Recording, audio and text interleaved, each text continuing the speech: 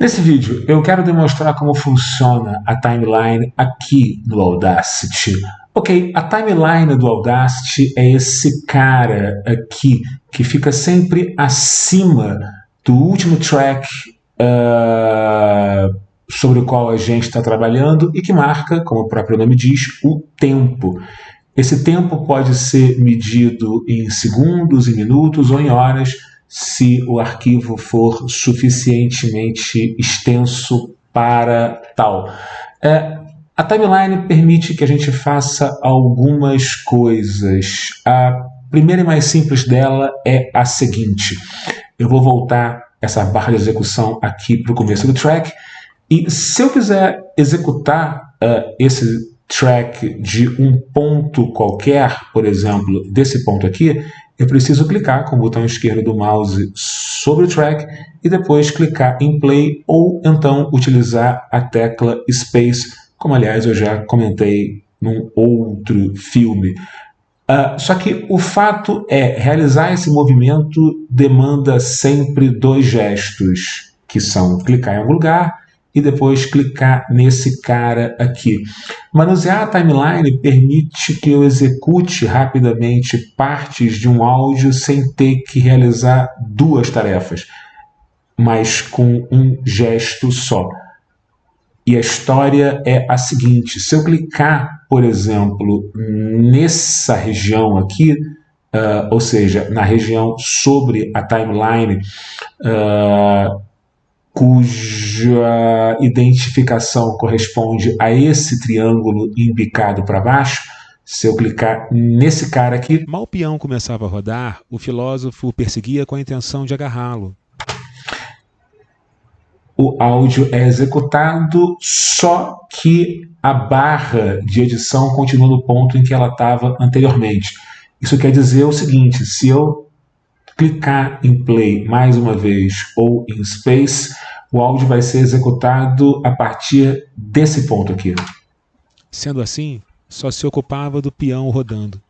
E só lembrando, para que a gente consiga deslocar a barra de edição para o ponto no qual o áudio terminou de ser executado, ao invés de teclar space, eu preciso utilizar a tecla X. Então, se eu clicar aqui e utilizar o space, sendo assim, e interromper a execução com space, esse cara volta para o ponto inicial. Mas se eu começar a execução desse cara com space, mas finalizar com X, sendo assim, só se ocupava do peão rodando.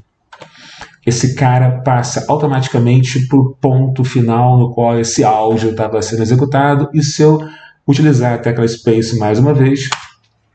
E sempre que se realizavam preparativos para fazer o peão girar, o cara continua do ponto em que a gente tinha parado. Ok, muito bem. Além disso, é possível fazer algumas outras coisas com o timeline.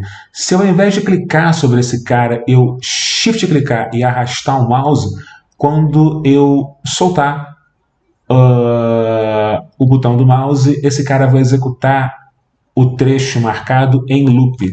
Mal o peão começava a rodar, o filósofo o perseguia com a intenção de agarrá-lo.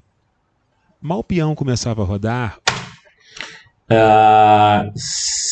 para sair dessa condição, eu clico em qualquer outra região, e se ao invés de shift clicar, eu Ctrl clicar e arrastar o mouse com o botão esquerdo pressionado, ao invés de executar um trecho em loop, eu consigo a mesma coisa que eu conseguiria se eu selecionasse esse cara aqui e utilizasse o Cut Preview. Eu executo alguns segundos antes da área marcada e executo alguns segundos depois da área marcada. Eu faço isso aqui. O peão já ficava espreito. Que é basicamente a mesma coisa que eu consigo selecionando um trecho do áudio e utilizando a tecla C ou então Ctrl clicando sobre o play. O peão já ficava espreito. Como, aliás, eu também já tinha demonstrado num vídeo passado. Ok, essas são as maneiras pelas quais a gente pode tirar proveito do timeline aqui no Audacity.